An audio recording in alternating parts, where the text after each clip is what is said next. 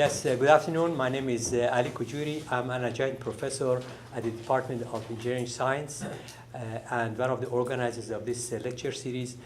First, I would like to talk Sharam Marivani, Mr. Sharam Marivani, who is not here, and also Ms. Kate Lab, who also helped me in organizing this lecture series. On behalf of the School of Science and Technology and our department, that's the Engineering Science Department, I would like to welcome you all to this 12th lecture for this academic year. And in fact, it is 147th lecture since we started this lecture series in 2006. Before I introduce our guest speaker for today, let me mention that first of all, Kate has ordered delicious pizza. I bet you like it, yeah. And which is going to arrive at 5:30. And also, we have the next class is going to start at 6 o'clock here. And then, if you don't mind, let's just leave the room before 6 o'clock so that we can clean and then make it ready for the next class. The next talk, of course, is going to be 7 months from now. Will be on September the 5th, and then it's to be determined. I'm going to go and then find very good speakers, for this lecture series, so that you would just learn, get to know the trend of technology, how things go as you graduate. By the way, for those of you who have not been here, these are all the senior students or graduate students who are attending this lecture series. And then basically, in addition for them to get the trend of technology, there are two student outcomes that we need to achieve. One is the oral communication by basically they go and make their own slides and so on, and then develop some slides, let's say on nanotechnology or some other things and so forth. And then the other one is the written communication, which in fact they need to write a report on the speaker's talk, and then we go and then basically review them and so on and grade them. So that's for that. Our guest speaker for today is Dr. Corie Ralston, and the title of her talk is "The Advanced Light Source at Lawrence Berkeley National Laboratory, Beamline Science, Design and Control." Dr. Corie Ralston has a bachelor's degree in physics and a doctorate degree in biophysics. She completed a postdoctorate at Brookhaven National Laboratories in Synchrotron techniques to study RNA structure, and is now at Lawrence Berkeley National Laboratory, where she started as a Beamline scientist in 2002. Since 2012, she has been head of the Berkeley Center for Structural Biology, which runs 5 macromolecular crystallography, X-ray, beamlines, and develops new cyclotron techniques at the advanced light source. So here she is.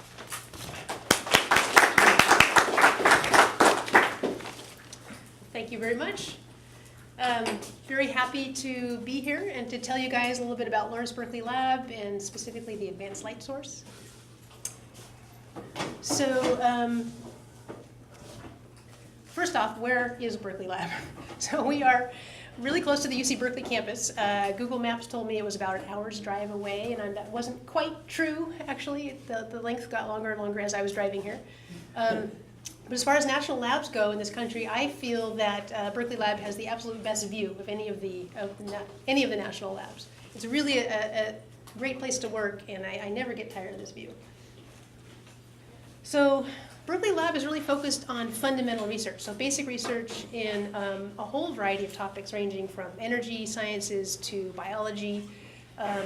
For example, people there are designing better ways, better thermally insulated windows that are working on water purification systems. They're looking at ways to design artificial photosynthesis. So there's a pretty huge range of research that's done at this lab. And it's all fundamental or basic research. So this is to distinguish it from Lawrence Livermore Lab, which people often confuse with Berkeley Lab. Livermore's lab is in Livermore, in the Central Valley, and it's really devoted, I think, to defense research, whereas Berkeley Lab is non-proprietary, basic, fundamental research. So it was founded in 1931. Right now there's about 4,000 employees at Berkeley Lab.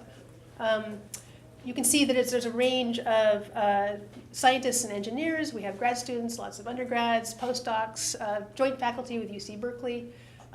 And throughout the years, 13 Nobel Prizes have been won by scientists at Lawrence Berkeley Lab. There's a real emphasis at this lab on team science. So this was founded by Ernest Orlando Lawrence, who invented the cyclotron. And he was really one of the first pioneers of this concept of big science. So in fact, there's a book titled Big Science, which you can get, which talks about this sort of emerging phenomenon in science, which is that scientists were coming together in giant teams to help solve problems together. And this form of interdisciplinary research really was able to accelerate science.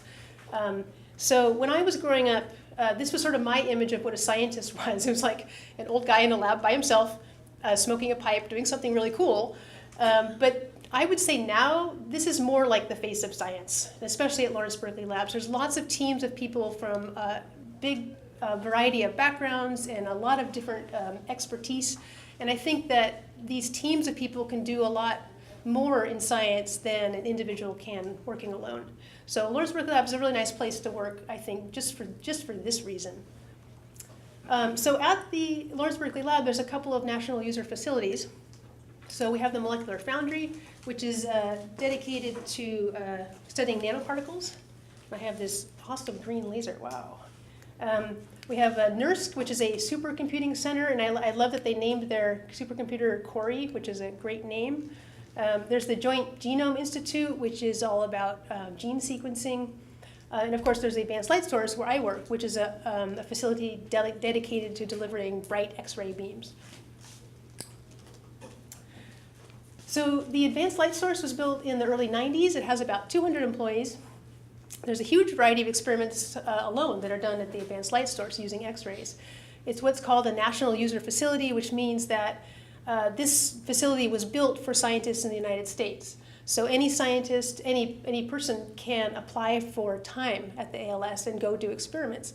And we have people who come to stay at the ALS, and they stay for days at a time to do their experiment, or weeks, depending on what they're doing.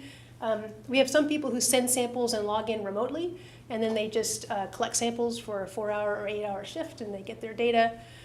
So there's a pretty big range of how people do their experiments at the ALS, as well as the types of experiments that can be done there.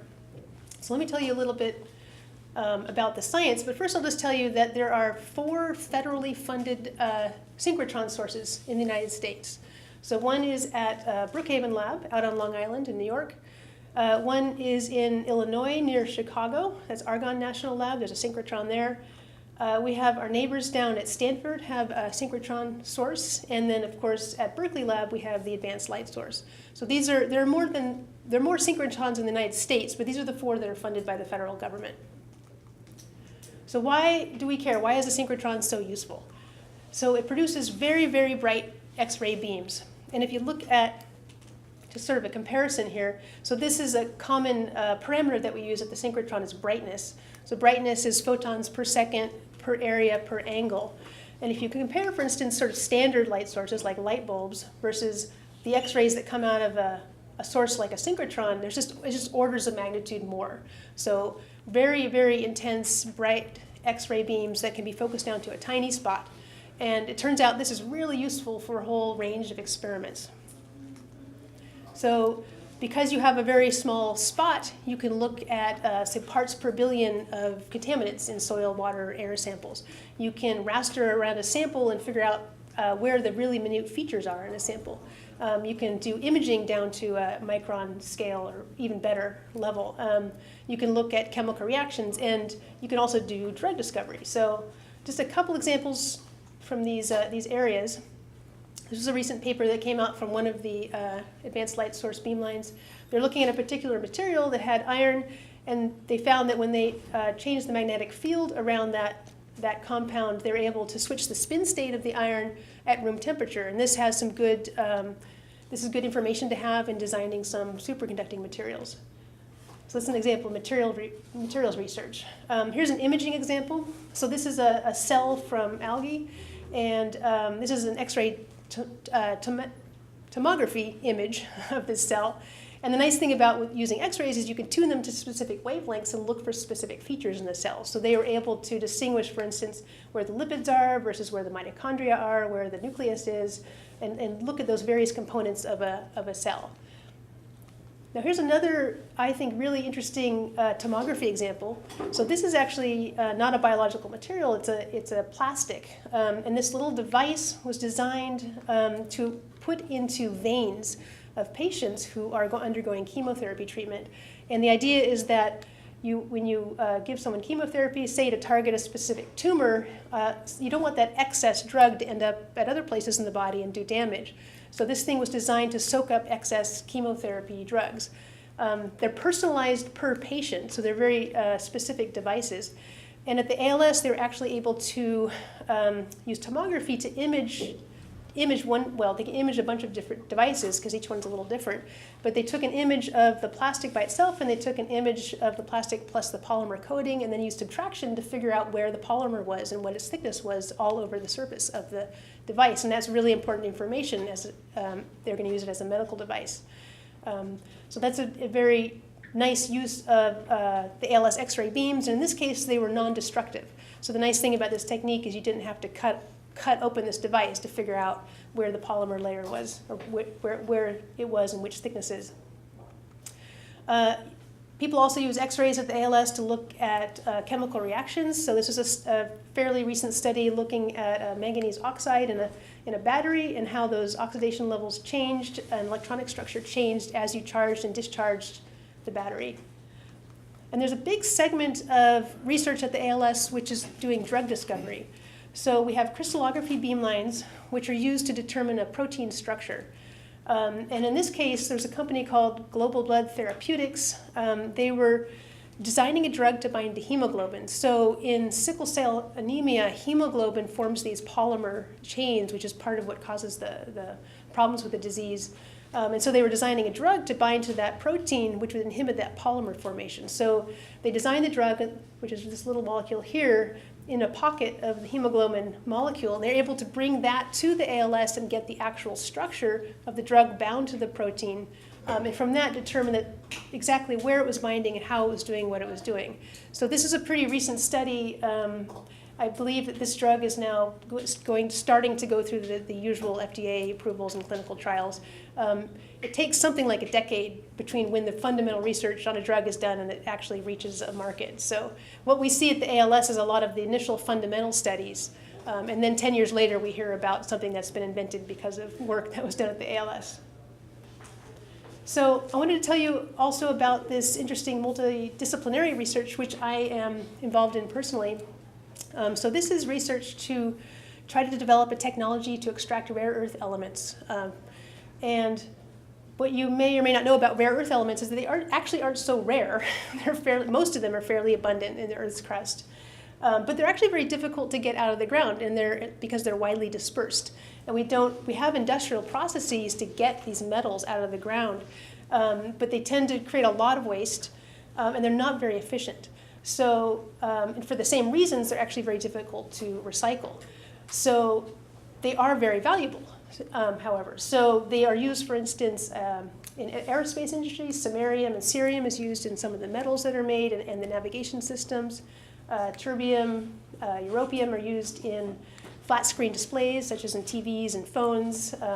They use rare earth elements to enhance solar panels. They use them in various forms of lighting and electric batteries. And they use them in imaging applications. So gadolinium, for instance, is a contrast agent that is used with MRIs. Now, something like 30 million people a year in the United States get an MRI. And often as part of that, they take gadolinium in order to enhance the image that they're getting. So then, after their MRI, a couple days later, they excrete that gadolinium, and it ends up in the environment. So this may or may not be a problem. I think this is still under debate, but there was this article a couple years ago, Chemical and Engineering News, about the alarming increase of gadolinium in the San Francisco Bay waters. So this may be an issue. So wouldn't it be great to have a technology to easily get rare earth elements from the earth in the first place, to recycle them efficiently, and to be able to chelate them out of the human body when necessary? So this was our idea. We are using microbes, geobacillus microbes, which do bind rare earth elements, but very non-specifically. And a lot of bacteria do bind metals, but not in a very specific way. But what we've done is we designed a chelator, so a chemical compound that very specifically will bind these elements. And what we're doing now is we're expressing those chelators on the surface of the microbe. So the idea is that we can combine this chemistry with this natural substrate to create this environmentally friendly material, which is highly selective to bind a metal that we'd like it to bind. And the way we're doing this is we're using these surface layer proteins. So we're going to zoom into the surface of this microbe. I couldn't get PowerPoint to do this. You just have to imagine we're zooming in like 3 or 4 orders of magnitude here. So this is a S-layer protein that coats the surface of that microbe. In this particular case of this microbe, it's just one monolayer of protein that coats its surface. But it's all made up, you could see they're made up of the same protein, just arranged in a kind of a matrix. And what we've done is we've engineered in 4 cysteine sites into this region of the protein, and we've bound these chelator molecules in this arrangement. And the idea is that by changing the length of these chelators and the chemical composition and the place that they're attached to the protein, we're able to tune them to bind certain metals. And so far what we've done is we've used them to bind europium and shown that it binds europium very, very efficiently and very effectively. So what we'd really like to do is be able to design them for specific metals, get the bacteria to express them, and then that would be turned into sort of a new technology that Berkeley Lab could be a leader in. So this is pretty exciting research that I've been involved in, and it's nice to be involved in research like this because I'm more of a biology person. I have the structural biology background. I have a colleague at Berkeley Lab who is a chemist, and she's been designing these chelators for years and years, so she's an expert on that. And then we have another colleague who's an expert on these particular microbes and the surface layer proteins. So as a team, we're able to make a lot of progress on this research, which is really nice. Okay, so this is an overview of the ALS. This is this building here. And because I can't take all of you to the ALS, I thought I'd show just a little quick video of going into the ALS. So now you have to imagine you parked your car, you're walking down the parking lot here towards the ALS. I had to speed it up because it would take forever if I didn't make it really fast. But now you're standing sort of in the front of the lobby area of the ALS, and we're going inside. So it's a radiation facility, so you have to have badge access to get inside. Now we're walking around part of the ring of the ALS. So you can see it's a wide open building, and all the experiments are done in the same space in that building. So we were just walking in this lobby here, and we just walked over to this set of beamlines here. And those are macromolecular crystallography beamlines. So those are the beamlines that are used to determine protein structure. So there's a fair number of them at the ALS, as you can see. But we also have the tomography beamlines for the really nice imaging projects. We have various spectroscopy beamlines. We actually have infrared beamlines as well, and an X-ray footprinting beamline that I'll tell you about more about later. So all these experiments run simultaneously. Generally, the ALS runs year-round. It runs almost 24/7, which makes it hard for those of us who work on beamlines and have to support users 24/7. It's quite a challenge. And there's about 45 different experiments that are running at any given time at the Advanced Light Source. And you can see there's a range of wavelengths that we use, although we're mostly down here in the angstrom level, the hard X-ray region at the ALS. It always kind of amazes me to look at this and think that photons or light, has all these different wavelengths, and they all, depending on the wavelength, it's very, very different what that light is like. So, gamma rays and radio waves and infrared are all sort of large wavelength photons, and they're very different from 1 angstrom wavelength photons, which are in the hard X-ray. And so to get a sense of the scale of that, I put together some images. We're going to go down at factors of 10 in scale, so you can just get a sense of what an angstrom means in this context. So 10 centimeters. So a centimeter, is like the width of my finger, approximately. We can see that anything at that scale. You go down a factor of 10, you get a millimeter, and that's about the thickness of my fingernail. We can still see things that are a millimeter. You go down another factor of 10, you're a tenth of a millimeter, and now our eyes fail us. We can't really see anything below this scale. So this is a human hair, what it looks like in detail, if you could see a tenth of a millimeter scale. So that's a couple orders of magnitude. Now we go down another order of magnitude, and we're at a hundredth of a millimeter, which is 10 microns. And this is about the size of human red blood cells. So with a microscope, you can see this. Another order of magnitude, a thousandth of a millimeter, is a micron. So bacteria, a lot of bacteria are on this sort of length scale, about a micron. Now at this point, our visible light microscopes fail us, and you can't see things that are smaller than this using our standard visible light microscopes. So now you need to get into electron microscopy to be able to see smaller things. So we've gone down one more order of magnitude here. We're at about a tenth of a micron. It's about the size of a mitochondria in a cell. Another order of magnitude, now we're at a hundredth of a micron. And now we're starting to resolve proteins. So this is a cryo-electron microscopy image. Cryo-electron microscopy is really up-and-coming technique. It seems like the thing that everybody's talking about these days. They just made leaps and bounds in their detector technology. But they get images like this. So this is an electron, basically an electron shadowing image. And you can see these proteins sitting on a grid. So what they do in this technique is they take all the proteins that are sitting at the same orientation, they average them together. And then the average gives you a sort of coarsely resolved picture of what that protein looks like. To get really detailed information about what a protein looks like, you have to go to X-rays. So now one more order of magnitude. Now we're down at a nanometer or 10 angstroms, even down to an angstrom. And with crystallography, you can get a protein structure where you're seeing features. You're actually seeing on the order of a couple angstroms, which is the distance between atoms. So this is sort of the limit of what we can do now with these techniques, and it gives you a sense of the scale of the X-rays that we have at the ALS. All right, so this is a movie that was made by a team at Harvard. They took a lot of the protein structures that have been solved. So protein structures have been solved at the ALS, thousands of them, and thousands have been solved at other synchrotrons as well. And there's actually a protein data bank that you can go to, and it's publicly available. You can look at these structures. They took all these structures and they made sort of this speculative movie about how they might actually be moving inside a cell. We don't have information about how things are actually moving, but we can make some good guesses, based on the structures that we have.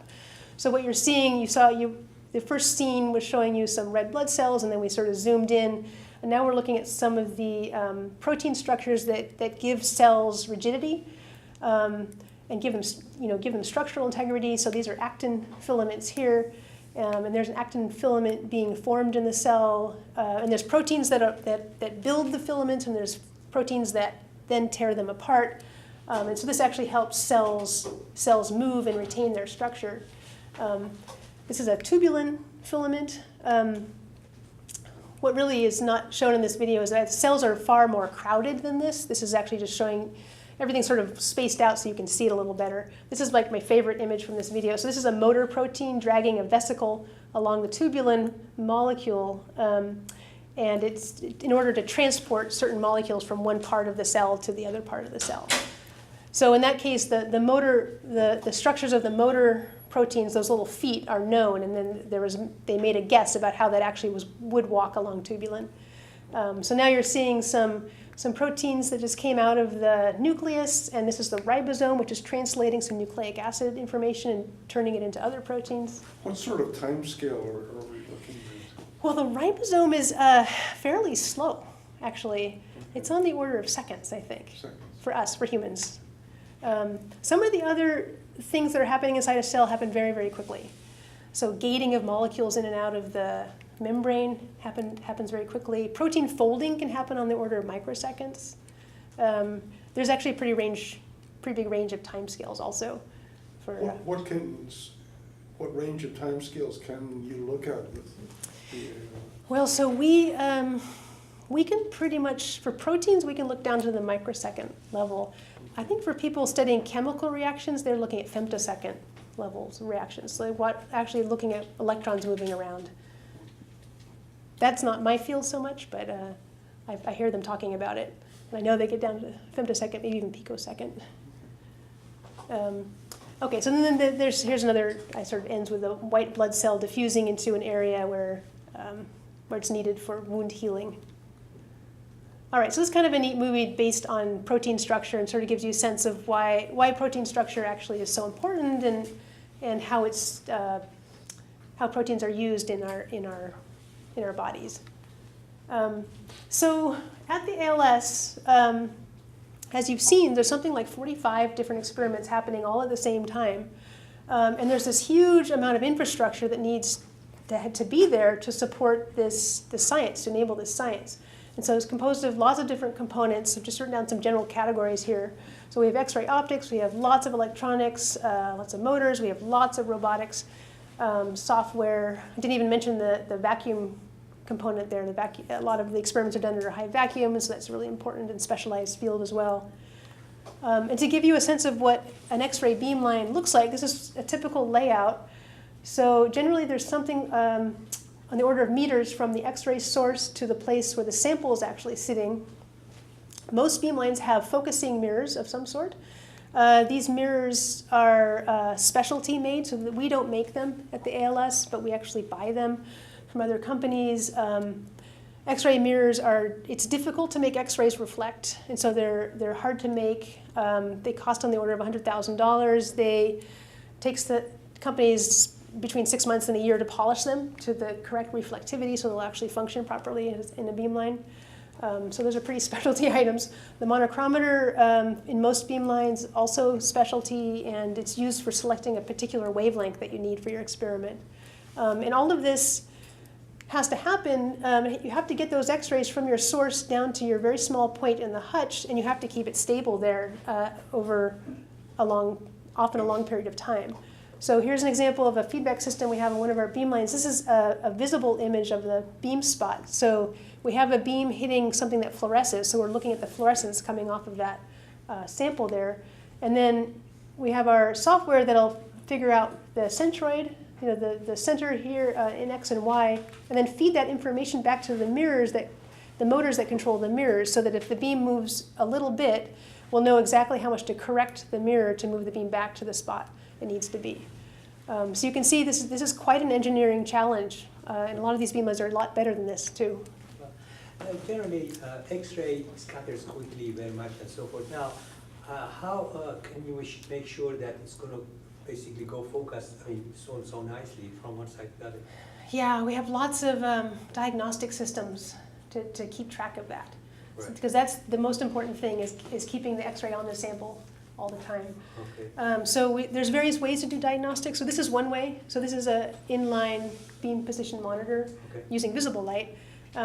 We also have diodes to measure the beam. So we have sets of diodes that sit to either side of the beam, and then the scattered light will show you how much the beam might be drifting from side to side or up and down, and then do the corrections according to that. We also have diagnostics that we can insert into the X-ray beam. So we can put in a fluorescent paddle and look through a window to physically see where is the beam. I've lost the beam, where'd it go? So diagnostics are a very, very important part of these beamlines. Thank you. So the sample environment also has a lot of pieces to it and is really, really critical. So this is a crystallography end station example. There's a sample sitting on this little pin here. This is a goniometer which can spin around.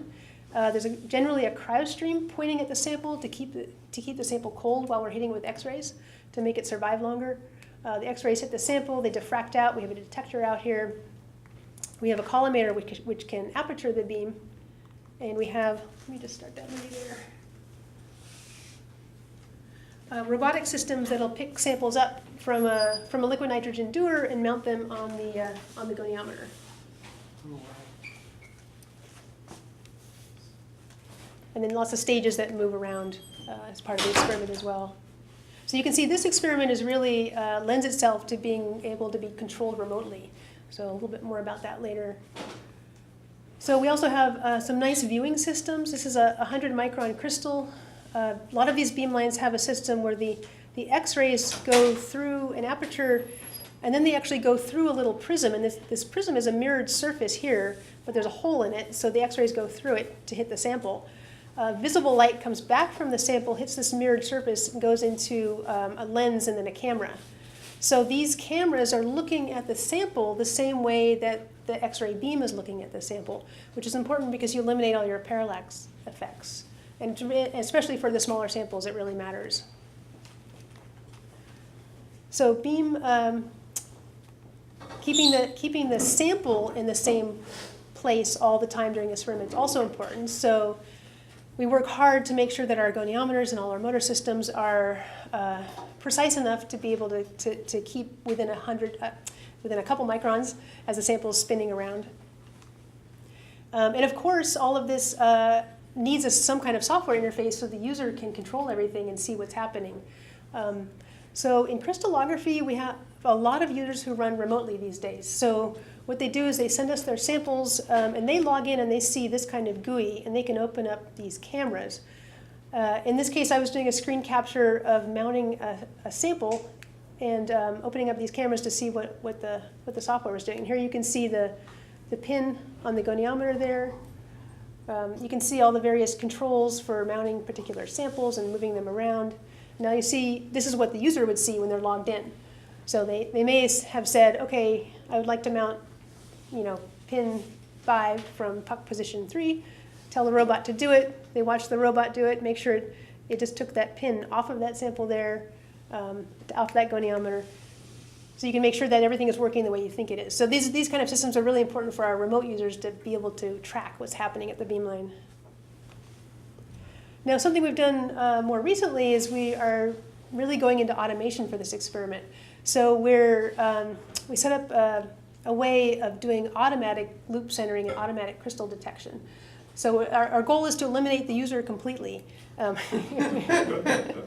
This was actually a really nice project done by an undergraduate student a couple years ago. He read this paper and then developed this software way of finding a loop by using the actual images. And so his algorithm we now use to determine where a loop is in space. And then once we have that, we can use raster-based diffraction to locate the crystal within that loop. So here's an example of this automation in process at the beamline. So this is a little crystal sample you can see in the loop there. This is 100 microns. I don't have the high mag view on just yet at this point in the video. But you can see it's rotating around. It's finding where the loop edges are. And then once it's found the loop edges, it does this rastering. I don't know if you can see it, but there's diffraction showing up in the diffraction image here, which tells you where that crystal is in the loop. In this case, it happens to be in the very center of the loop, so it's not maybe the best example. But it does a rastering on one face, and then it turns the loop and does another raster along a line. And then from there, it figures out where the crystal is in space. So then I think I'm going to show you a little bit of the diffraction as it collects. There we are in the high mag view there. So this is 100 microns. And that's typically what a protein crystal sample looks like at these beamlines. All right, so we are in the process of building a new beamline at the ALS, another crystallography beamline. And this one's called Gemini. It sits approximately here in the ALS ring. This beamline is called Gemini because we have an X-ray source, and then we're going to build a beam splitter so that we can take these X-rays and divide them into 2 paths and then have 2 end stations, 2 goniometers, and all the associated equipment in one X-ray enclosure. So this beamline is designed to be very, very bright, so it'll give us an order of magnitude over the current crystallography beamlines at the ALS. I lost the F there. Good sample beam focus down to 15 microns. It has very low divergence of the X-ray beams so that we'll be able to resolve features in our diffraction patterns. We're designing it for a very high efficiency, so we have a robotic auto mounter that sits between the 2 beamlines and can mount samples to either beamline. They can run at the same time. And we'll have a user-controlled beam focus, which we currently don't have on our other crystallography beamlines. So the user, right now, they can say, I want to aperture the beam to 30 by 50 microns. Now they'll be able to say, I want to focus the beam to 30 by 50 microns. So now you're getting all those photons into a smaller spot. And it can make a big difference with the experiment. So here's the layout of the beamline. Here's our undulator source, which produces the X-rays. Here's the main optical components. So we have no focusing mirror between the source and the monochromator. So there's a couple options with the monochromator. You can choose a silicon 111 crystal or a multi-layer, which gives you different sort of characteristics of the beam. And then we have two focusing mirrors, a vertical and a horizontal focusing mirror. In terms of what's been done, so this is what the area looked like a couple years ago. This is what it looks like now. We actually have an X-ray hutch. Mirrors were installed a couple years ago as well, and we bought them from a company called Oxford in England. And the installer came out, and my job was mostly to take pictures at that point. So I just couldn't believe the amount of time people spent standing around going, huh. Getting these mirrors into exactly the right spot was quite a challenge. I mean, there's a team at the ALS, our survey and alignment team, who does this sort of thing. So they have a CAD model of the entire ALS, all the beamlines, and then when we get pieces of equipment like this mirror, they have to put it in exactly the right spot so that when we get the X-rays off the undulator, they'll actually be hitting the mirror at the right spot and then focus that to the right spot on our sample. So this is why this is not a trivial, installing some of these optics into the beamlines is not a trivial endeavor. There's the monochromator as it was going in. So they sent us the vessel first, and then they installed the reflecting surfaces and all the associated motors that go with that, and that's in our beamline right now. And that's the X-ray undulator. So this actually goes further inside the ALS ring to produce the X-rays, and it's composed of a series of very high field permanent magnets. And so the way that works is when the electrons go through a magnetic field, the magnets actually make them accelerate, so they turn. Then they produce a beam of photons. And so then you get photons coming off at well, you can't see the magnets in here, but there's about 100 magnets all in a row. And so they all interfere constructively, and we get a really, really bright X-ray beam that comes out of this device. Incidentally, the magnets in here are made of rare earth elements. So that's how you get a really high magnetic field from a permanent magnet. So you have to use rare earth elements. So in terms of building a beamline, what it involves from sort of the beginning to the end, and the kind of people we need to do this kind of work. So we have a scientist who says, I really want an X-ray beam that's 2 microns focused, and this type of energy wavelength, range that I want, and this type of stability. And then they meet with a gigantic team of engineers who do the design. And so the engineers have to do all the CAD modeling plus all the analysis. So if I want this type of stability, what do I need to do to build a tank that's going to hold the mirror to that type of stability? What happens when the X-ray beam hits it and the mirror warms up? That's going to ruin the beam focus. So I have to take that into account and mitigate that somehow. What about vibration in the ALS? I have to measure that, figure out if I put the mirror right here, how's that going to work as part of this beamline? So there's years of work that go into from when you say you want a beamline to when it actually gets, the design is finished and people are happy with it. At the ALS, we also have to do radiation calculations. So this is a radiation source, can be very dangerous. If you missteer your mirror and you focus that, you reflect the beam out the side wall of the tank holding the mirror, how thick does that tank wall have to be to keep everybody safe? You have to make sure that you've taken that into account when you design all these components. And of course, there's a huge infrastructure of motors and motor control because we have to move these optics precisely and keep them in position precisely, accurately and precisely. And then installation, as you saw, can be a huge endeavor as well. Our survey and alignment team does really good work on this. And then finally, there's all the software to control all of this that has to be done. And we have a big team of software engineers who can translate what's actually happening on a beamline into a GUI that a person can understand. And the people who do these experiments, especially the crystallographers, often don't really understand all of this at all. They just want their diffraction pattern. They just want to get their protein structure. So you need to design a GUI that they're going to be able to understand, and it can't say motor step 3 microns plus or minus. They just want to know, where do I hit start? How do I collect my diffraction data? Okay, so I was going to switch gears a little bit and talk about this other experiment called X-ray footprinting, which is something that I've been developing at the ALS. So very, very quick overview of what this experiment is. So basically, we take a sample in solution, and it's a protein sample. We hit it with X-rays, and then the X-rays will interact with water molecules and produce hydroxyl radicals. They produce a lot of other radicals, but the hydroxyl radical is the one we care about. The hydroxyl radical, if it's near a protein surface, will go and modify the protein surface. We then take our sample, we add a protease, which basically digests it into pieces. And then we look for where those modifications occurred. Because if a modification occurred on this fragment and on this fragment, it means there was water nearby. So this technique gives us a water map of the protein, which turns out to be really, really useful information when you're trying to understand how a protein works and if you might want to design a drug to bind to it. So that's the experiment in a nutshell. What really matters to us is when we're hitting a sample with X-rays, what kind of dose are those samples getting, and how can we control that dose? So what we found, so when X-rays hit a sample, they damage it. We found that if we add a dye to the sample and the X-rays hit the sample, it'll bleach that dye. So the color changes when you hit your sample with X-rays. And we thought, why can't we use that as an empirical measure of how much dose the sample is getting? So we started out with just a little syringe here.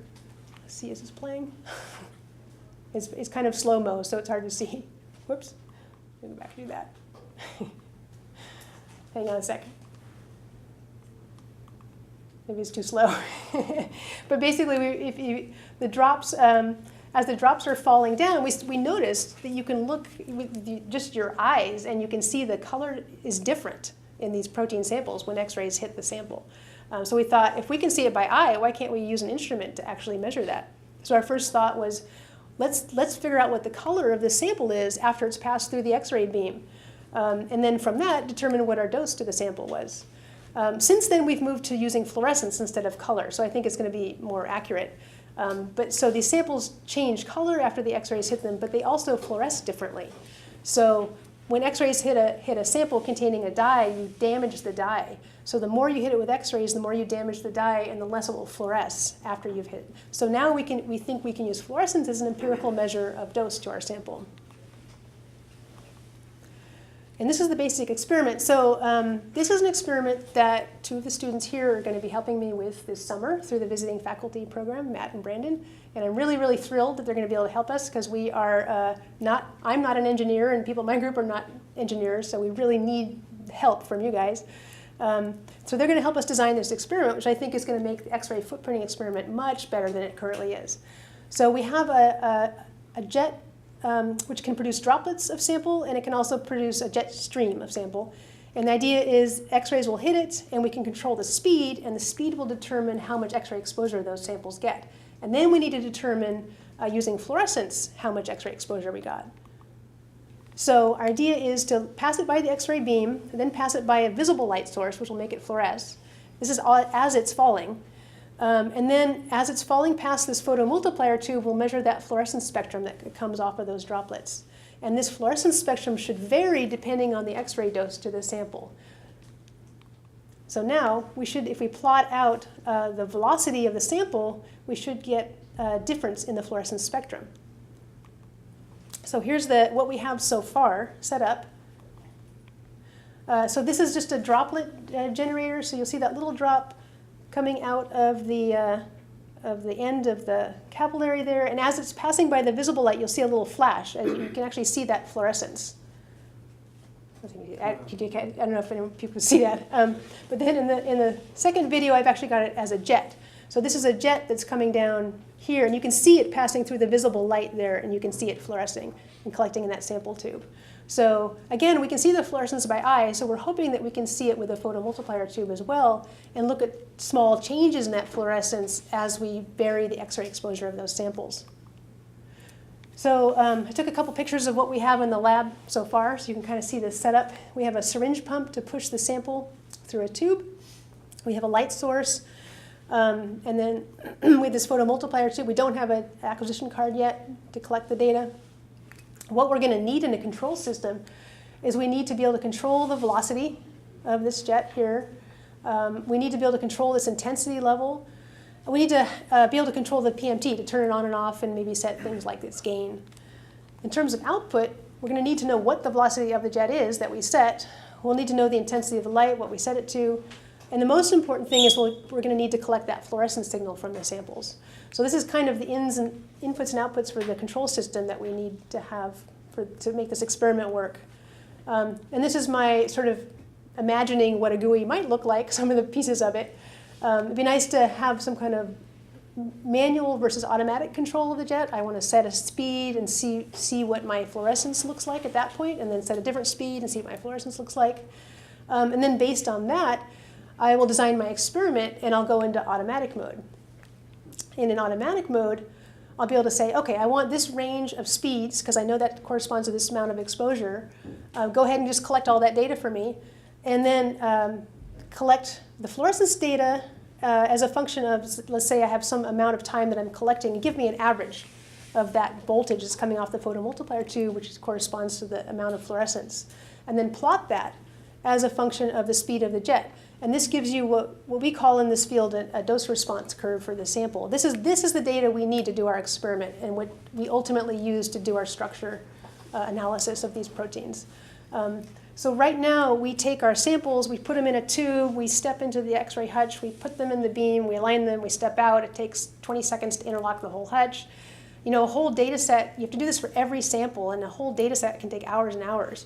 If we could just set this up to be automatic, you know, we could put it in the hutch, align it, hit go. It'd probably be done in a couple minutes. We could run so many more samples, and I think actually it would probably be more accurate ultimately.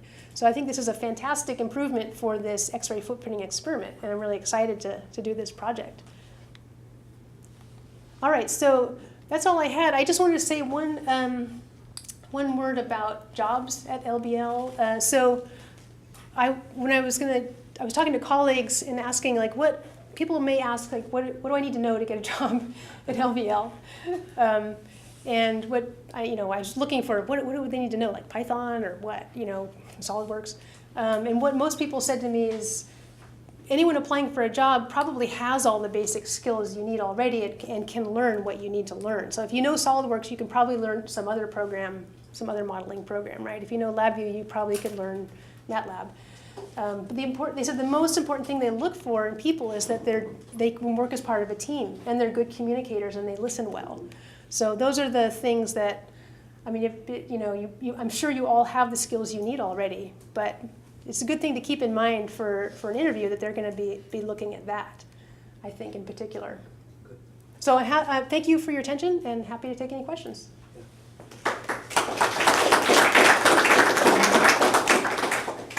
Right. Thank you for taking the questions. Now, when you are studying the RNA or DNA and so on, the X-ray, in fact, can break the bonds, the chemical bonds and so on. And then yes. At the end of the day, I mean, basically, they are all broken. And what are you going to get out of it? How can you conclude it? Yeah, that's a great question. That's how they use X-rays to study nucleic acids. So they use X-rays to basically break the strand. And then you look at where it's broken and how frequently it's broken, and you're able to get the structure of the nucleic acid. So for RNA folding, for example, RNA is a molecule that folds into a three-dimensional structure.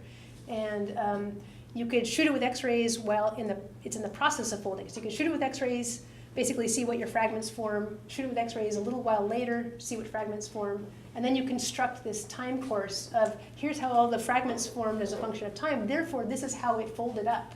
So you can get a folding model that way. Now, and then before you start, do you know how the DNA, I bet you know how the DNA looks like and so on, and the structure of molecules and so on.